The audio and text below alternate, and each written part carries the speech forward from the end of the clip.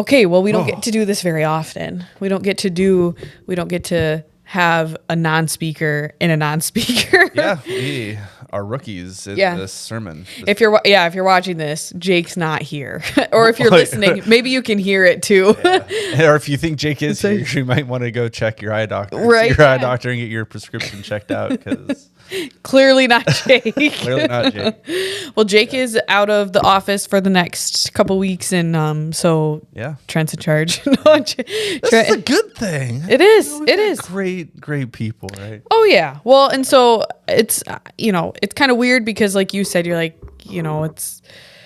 we're not the speakers, so I can't say like, so do a recap or so whatever. But it's kind of a cool perspective because we both weren't the speakers, and so now we get to judge Jake.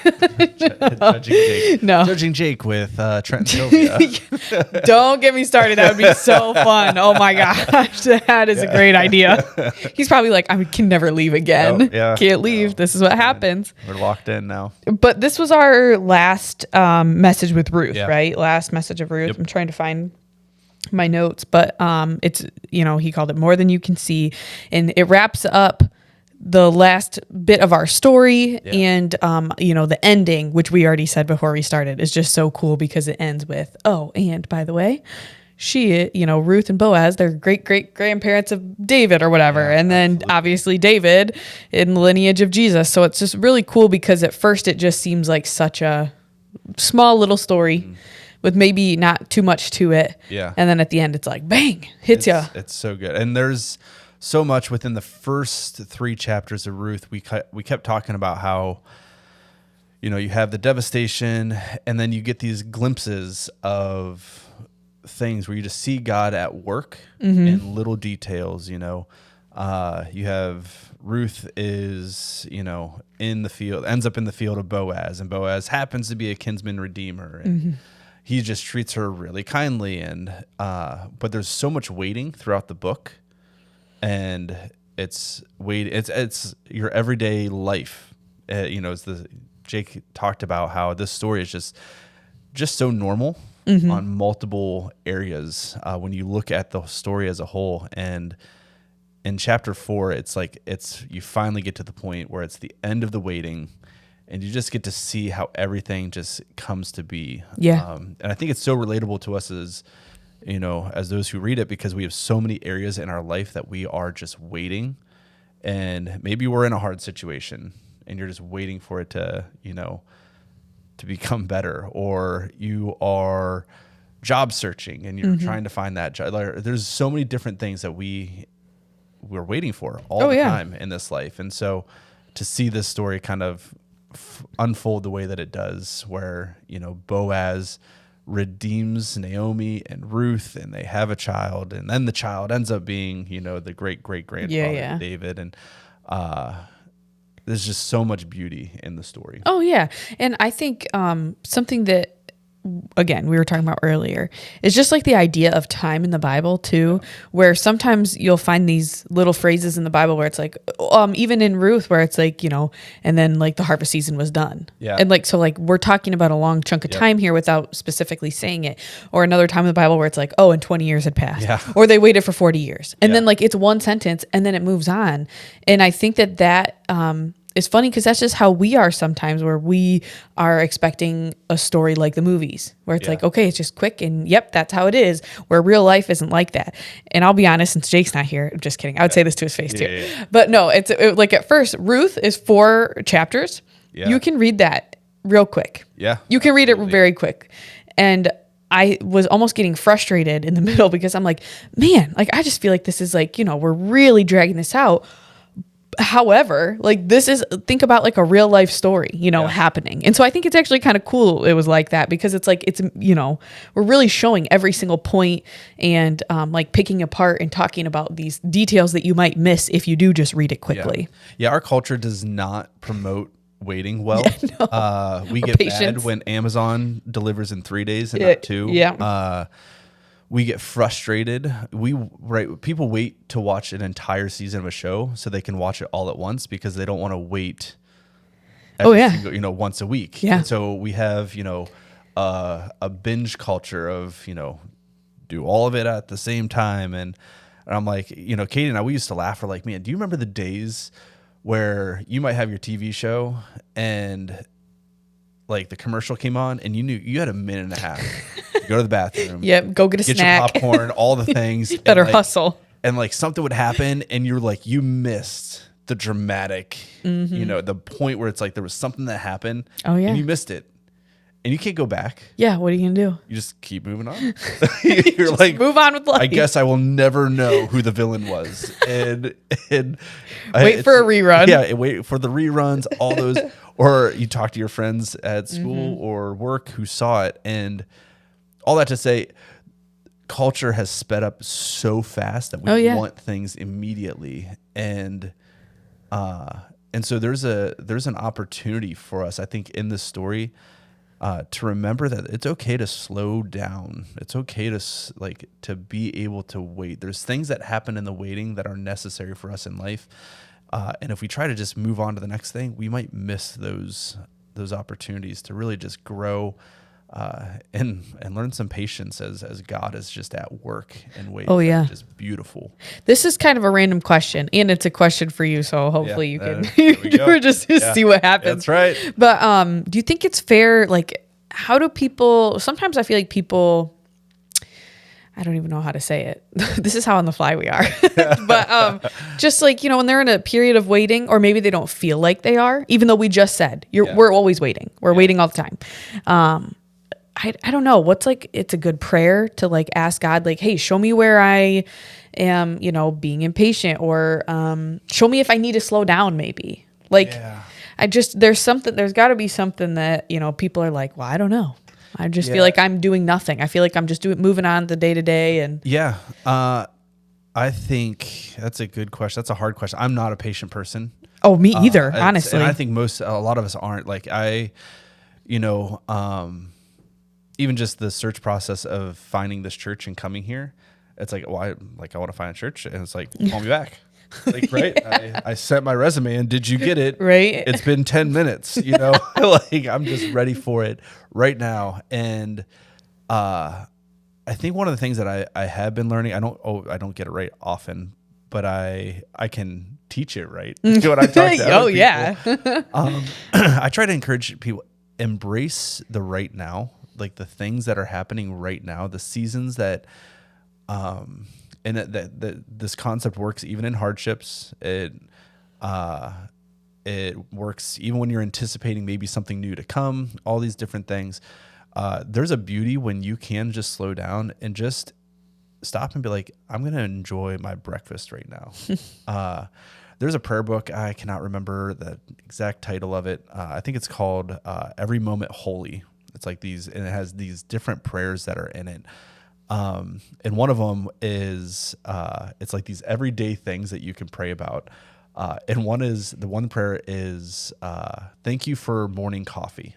And as the prayer goes through, it's more than just about coffee, but just, Lord, thank you for the morning. Like, thank you for something that I can just sit and just enjoy, and just anticipating like things that are to come throughout the day that you might miss. Because sometimes when those changes happen, let's say you're anticipating maybe a move or a new job, different things, there are also things you lose in the process of something new coming.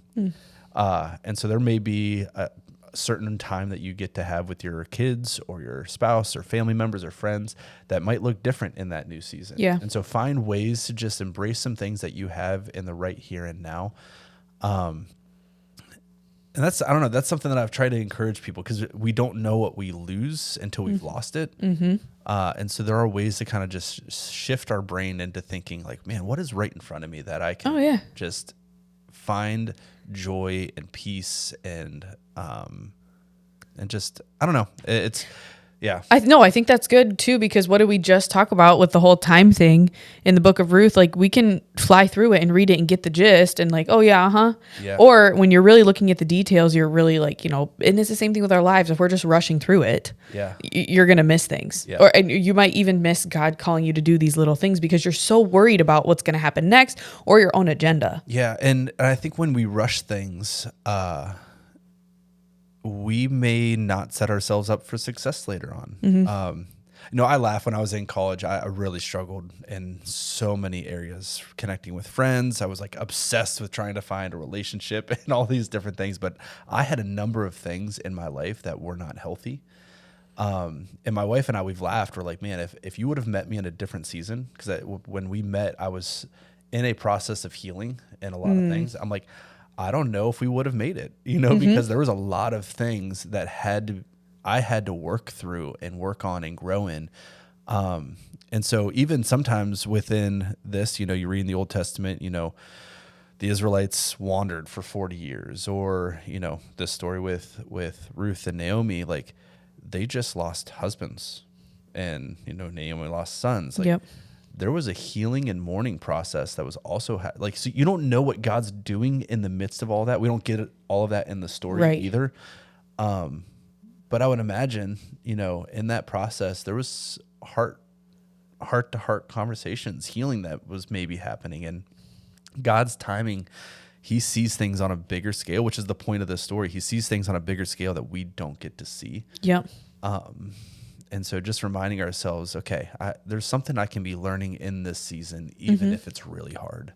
Yeah. And I almost want to I'm going to out myself a little bit, because sometimes I think you can go, I don't know, the other way. So where sometimes me and my husband have talked about this before, where we feel like we're doing all the right things. Like, well, we have to be in God's will because we are just crushing it right now. You know what I mean? Where sometimes it doesn't feel like you are, but I'm like, so I'll give an example again. I'll embarrass myself. It's fine. We are foster parents. We've talked about that before.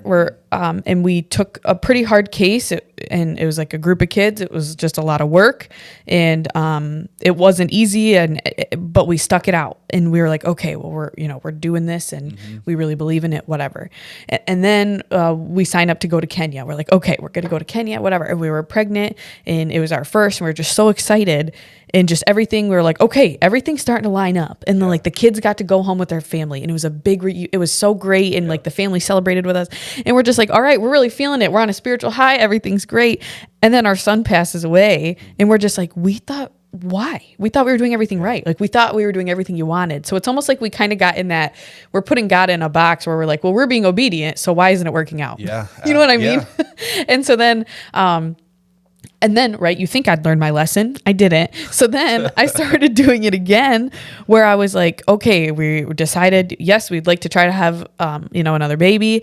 And it just wasn't happening in our timeline. And I was like, okay, I feel called to go to Kenya. Jake didn't. And I was really scared to go by myself. I was like, I don't want to go by myself. Yeah. But I do. And I'm like, okay, well, if I'm being obedient, then God's going to help me. Yeah. He'll say, okay, you can have a baby, whatever. And we're in Kenya, and it was Mother's Day. It was my first Mother's Day. Wow, yeah. And so I'm just feeling so crushed, and I'm like, but how cool would it be? Right, God? How cool of a story would that be? Because I'm being obedient. Because I'm thinking my timing's solid, so this should be solid for you too. Right? Yeah. This should be working out really great. Okay. And then I found out I wasn't pregnant on that trip, and it just crushed me. And I was just like, oh my gosh, what do I have to do? What do I have to do? I'm on a missions trip for you. Right? And I was scared to go, and I still went anyway. Yeah. So all of that. And then it was really cool. So that same Mother's Day, I have more to talk about. I won't get into it now, but that same Mother's Day, we went to that church in Kenya, our Chumani church, and they were talking about, their whole message was about restore, and pretty much about how God's in control, not you, and he can restore your situation. And I was just crying, because I'm like, oh my gosh, this is really speaking to me. This is really me. And then turns out a month later, we did get pregnant with the baby we just had, but it's just funny because you can almost go the opposite way, where I'm like, no, I am being obedient, and I am looking out for God's will, and how can I do it? But then I was still expecting things to work out my way, I know it is just so hard. There's so many times that I have also had moments, we've had moments in our family where it's like, God, we took this step in obedience because we knew you called us. This was supposed to be easier. Yeah. Like this is just, Right? this was supposed to be easier. And there's frustration that you can get frustrated in those moments. But I've also seen it breaks down things in your life that to a simpler form in a lot of ways, where you, as you work through things, you appreciate smaller things. You appreciate the warm meals, or Oh yeah. you know, the house that you're in, or you know, there's just certain memories that might get made, even in the heartaches. And it's like, Oh yeah. naturally, I want things so easy. Like, Yeah. Don't want to work at all.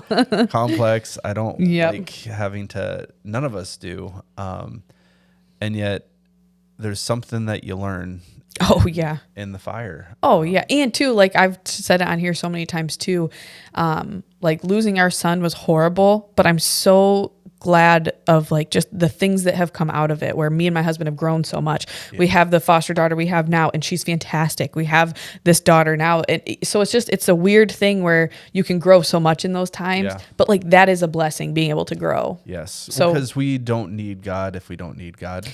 It's easy to get into that mindset, but even though that's not true, we always need God.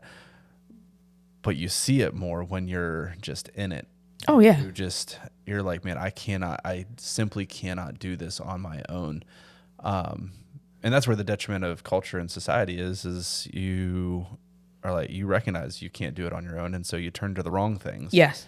And then those things let you down more. And it's just this backward trajectory. And whereas when you lean into Christ, you're like, I feel a way that I didn't think I could feel. And it doesn't make sense because it's opposite of what I thought it would have been, but I actually feel peace, and I actually feel loved, and I actually feel seen. And it's so hard to describe that feeling to other people unless they've also felt it. And like, you know, when you're talking to maybe some non-Christian friends where I'm like, no, I feel completely at peace. Like, you know, it's hard to try to tell other people about this great thing, and if they're not experiencing it. But another thing with our like culture right now too is the whole like, well, somebody should help to do that. Somebody should help. Yes. And I love that Jake really split this up of like, someone should help. Who's going to help? Like, who's going to do it though? Like, because it's like a pet peeve of mine. We're like, oh yeah, somebody should take care of that. It's like, why don't you know what I mean? And so I think you guys are foster parents too. And so it's like, you have probably felt that a little bit, where some people are like, oh yeah, the children. And it's like, you guys could do this too. Like, it's not, you know, it's not as hard or as scary as people think it should be. And actually somebody sent in a question, and it's along those same lines. So what would you say about those situations where you step in to redeem or provide a home for a broken family, and it doesn't work out, at least not in your timing or the way that you hoped? And because like this message, especially like for me, and I spoke with, this is from Rob Wood, and I spoke with him after, it really hit home when it comes to foster care and adoption and everything like that. Because you're stepping into a situation, timeline, you got no idea, situation, things that happen, you're just going in blind. And you're the bad guy for helping. Yeah. Like, so it's tricky. It is a interesting area because you are stepping into just awful situations. Not every time. Some situations are just parents just need help. Yep. And you really are there to help them kind of just get a deep breath, regroup, get with the help they need, and allow them to back in to be able to parent their children well. Yep. But there are other situations where you wrestle. You know, it's a reminder that it's not always about, well, most of the time it's not about us. It's about us serving and being obedient to what God's calling us to. Because we don't have the power to redeem. Like, believe it or not, Boaz, from a societal side of things, sure, you know, he can redeem from the property by label, label. But it's also God working through Boaz to show his redemption, and to be able to redeem. And that was within the culture. It was set up to point to God, not to point to you know, everything was to point to God, and so there are situations that we won't see come to fruition, but we will be a part of the bigger story And I think that's the piece that we have to remember. We had kids in and out of our homes. I don't know what the story will look like. Yeah. And there's a couple of them. I just keep hoping and praying that they ended up with a good family, because they were in it. And it's remembering God loves these kids more than I could. And so he knows their stories. He knows the people that have invested in, like, he knows that Katie and I invested in those kids, and probably even on a larger scale that my kids invested in those kids, and so I think we just have a calling to go and be obedient in the areas that we feel led to. And whether that's in foster care, whether that's helping out with, the rescue mission, whether that's, whatever it is, your next door neighbor that's just having a hard time. I can't stop every divorce from happening or every kid from getting hurt, but I can love where I can. And I think that's the reminder of, initially Boaz was just helping where he could. The plan was not redemption right out the gate. He just was like, I want to help. And that's how the story starts. Right. Like just by giving her food and just by you can work here. I think too, that one might be a good encouragement for people, is like the next time you have that thought of, oh, somebody should do something about that, really look and be like, is there anything that I could be doing about that? And pray about it too, because sometimes, you're noticing these things, and I think that God puts it on your heart. And sometimes you're almost you're born to notice these things. You know what I mean? That's your personality type, whatever. But it's okay, you can do something. You're in, even just for a season sometimes, Yes. And I would encourage people, there's different types of people, right? There are the ones, I'm going all in and this is my life now. There's also wisdom in making sure we don't put ourselves into a situation of burnout. Because some things, typically, a lot of things, it's ease your way in. Just start in one thing, And that's how, again, for us, it was respite care. We're going to start with one kid, which actually I think we started with two. right out the gate. We're like, well, here we go. But it was just, we eased ourselves in. And as you do things, I think God just teaches and reveals, passions in us that we didn't know were there, and it may be, I'm going to go help out in children's ministry or be on, the welcome. I'm going to greet people at the door at the church. And sometimes those lead to conversations that lead to, you just don't know how God wants to use just a simple step of obedience in a direction that you feel a tug at. Oh, yeah. Well, and sometimes too, just, we're talking about timing and stuff with the Bible. Sometimes we have to look at big picture things like, whoa, this was, 20 years, sometimes we have to look at the little detail things about certain, things with Ruth and Boaz, everything like that. But even in our own lives, what has helped me kind of chill out or let go of control or try to be patient is thinking about those big picture things where, especially in foster care, when you don't know which way something's going to go. And because this is all up to the court system. Yeah. You have no say. Right. No say. And so it's I just have to sit and watch, and it could go horribly. It could go great. You have no control. I seriously have to pray so hard about that because it can be very frustrating, but you have to zoom out a little bit sometimes, because we've had other cases where, we really were ooh, we don't know if this child should go with this relative or something like that. And then it turns out so great. And we were just so many times now, I just have to remind Jacob where it's just God's got it. No matter what, God has these kids in his hand and it's going to be okay. So we're going to do what we're supposed to be doing right now, focus on right now, and then kind of go from there. But absolutely.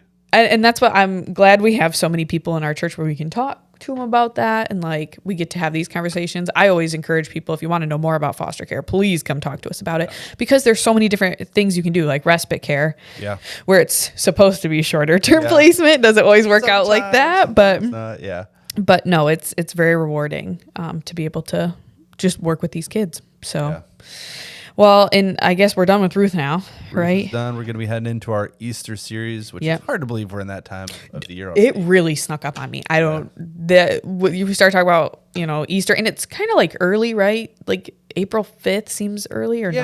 don't That's know. I mean, normal. it's right in the middle there. Maybe it's just because I haven't slept in days, and I'm just Yeah, like we're the days still, are all mushing like the together. time change. Like we lost an hour. The time change, it's always so funny. I love time change this way because like first service is Yeah. emptier than normal. Oh, that was still pretty full. It was full, Yeah. but there was Yeah. definitely people coming in, running into me, being like, "We Yeah. had to sleep in." People are like, I'm not doing that. Yeah, we're not making that happen. Right. I think we would have missed it if I wasn't up feeding a baby and I was Yeah. like, all right, everybody get up. Because if I'm up, everybody's up. We're all going. Oh yeah, and I guess we should probably mention like we had no internet.